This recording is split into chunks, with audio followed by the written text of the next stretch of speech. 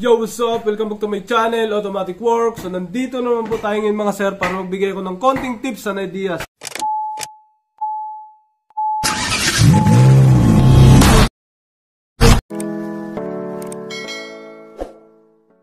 Yo, good morning Automatic Works. May customer tayo doon sa loob, Ford Fiesta.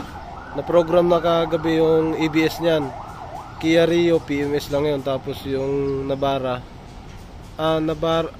Nissan Navara na luma, ano na yan, pipick upin. Ito naman Honda Civic FD 1.8 lang to, no? 1.8. Ang problema ni sir, transmission sliding, tapos kumakaldag. Minsan siguro tingin ko matagal papasukin na reverse to. Pag nag-reverse ka, ang tagal pumasok. Kailangan i-revolusyon mo muna, no? Pag pumasok, pag umugong na mataas, bug, mga ganun, no? Yung kadalasan to. Pero sa kanya sunog yung ATF. Sabi naman ni sir, nagpalit lang daw siya ng ATF, nagkaganto na. Naka-idle daw siya na matagal. Tingnan natin ngayon kasi i-drain tong ATF niya. Tapos nagbi-blinking drive na rin to sir, no? Nagbi-blinking drive na rin. Tingnan natin kung hanggang saan nasira nito, kasi pwedeng tumama to sa transmission mismo. Pwedeng ATF lang, pwedeng transmission mismo. Solenoid dapat malinis, solenoid valve. Ayan, transmission solenoid valve malinis dapat. Pero ito maitim na yung ano niya. Monitor na lang natin to kasi nililinis ang solenoid valve. Tapos may tagas na rin siya, oh. Mga throttle body nito, mga linisin na rin yan pagka ganyan edad. Yun lang naman, ATF, coolant, pagka ikaw ang pangalawang may-ari, spark plug, ignition coil. So, yan, titingnan natin yung solenoid valve ni sir. Kasi may sinabi yung bata ko, yung o-ring daw hindi niya makita, pero tingin ko nasa ilalim yun. Tingnan ko yung o-ring nito, isa na to kung saan nakapunta. Good morning Friday, Automatic Works. Dito kami ngayon, ito yung gawa namin ngayon. Ito, for release na to, Nissan Navara. Yung nabulwak ng tubig at langis. Tapos si isa Honda Civic FD nasa labas, yan. Transmission issue yan, transmission. Ito naman Kia Rio PMS to. Nandun si yan sa ilalim. Sa kabila Ford, ginawa kagabi. Kaso kailangan baklasin yung ABS kasi nabungi yung mga thread. Okay.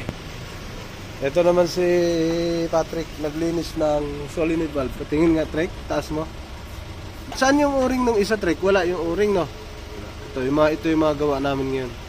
Yun, ito na mga sir, nililinis na ni Patrick yung solenoid valve ng walang o-ring yung gitna, no? Dito lang apat, nasa ilalim na yun, eh. Dito sa likod. Solenoid valve ng transmission ng Honda Civic FD. Yan, sobrang dumi sa gilid. Yan, lilinisin yan. Tatanggalin yung mga itim na yan. Okay. Ito na yung Honda Civic FD 128. Ang ganda ng minor. Ganda ng tunog. Tingnan natin kung anong fault code, kasi may scan to, eh. Back radar, read DTC. Ayun, stock. Yan ang fault code niya. 80 clutch pressure control solenoid valve A stock off. 80 clutch pressure control solenoid valve A stock off. Permanent saka temporary. May pinicturean mo na to, sir? Ay, picturean mo. Ngayon, may live data tayo nito. Live data natin dito sa sensor. Yan. Ito. Yan, live data. Good reading yan, ututusin. Ngayon, reverse natin. Reverse. Bug, kalabog.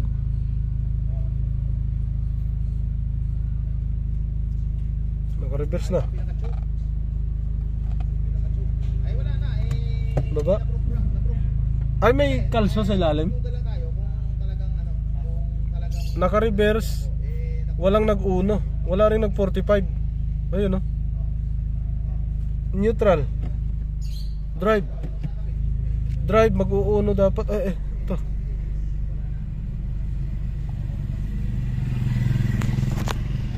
Sa drive natin, solenoid. Ayan, nag-uno sa baba. Good to, pasok ang drive. Kaagad yan, oh. Pasok ang drive. Nakauno na kagad sa baba. Yung reverse lang, hindi pumasok yan. Tapos balik natin neutral. Reverse. Dapat mag-uuno to sa taas. Hindi siya nag-uuno. Park. Yan ang reading niya, 475. So kailangan patakbuhin to. Reverse. Oo nga, no. Oha. Pumasok siya, pero dito sa solenoid wala.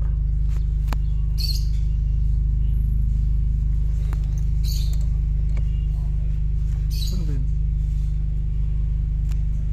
Hindi pumasok ang reverse sa uno.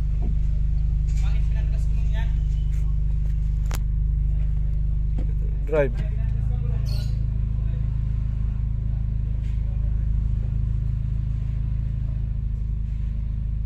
Sa cambio na siya pumasok. Ayun nga.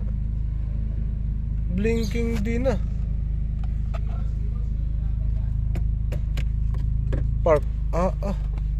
Ayun, blinking drive na siya. Ayun na. Ulitin natin. Up. Start. Naka-park.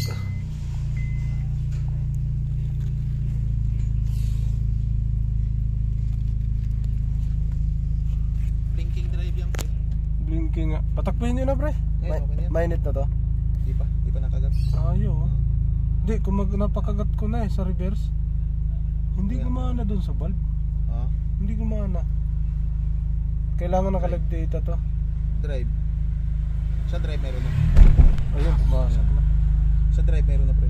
Wala, blinking na to. Ayun na. Bakit ganun? Wala siyang reading. Dapat may reading kagad yun. Yun. Galing test drive, nakauwi na, ano? Walang blinking. Sige nga. Reverse nito, sir. Tingnan ko. Kanina, walang response eh. Pasok. Pasok, oo. Kailangan to ng ano, matagal. Pero nag-blink. Hindi na. Hindi na, sige. Drive mo, sir. Tsaka pag ganyan, may shifting siya na hirap pumasok. Yan, ngayon medyo kanina, nahirapan. Matagal pa yan, sir. Ito, sa monitoring na to, aabot to ng, tingin ko, isang buong biyahe mo ngayon. Ibiyahe mo muna siya mahaba-haba, papuntang Naik. Tapos, i-atras mo siya ng mahaba-haba din, mga 100 meters, bali, mga tatlong atras. Na 100 meters ang layo. Dito ka sa, sa Ibo City.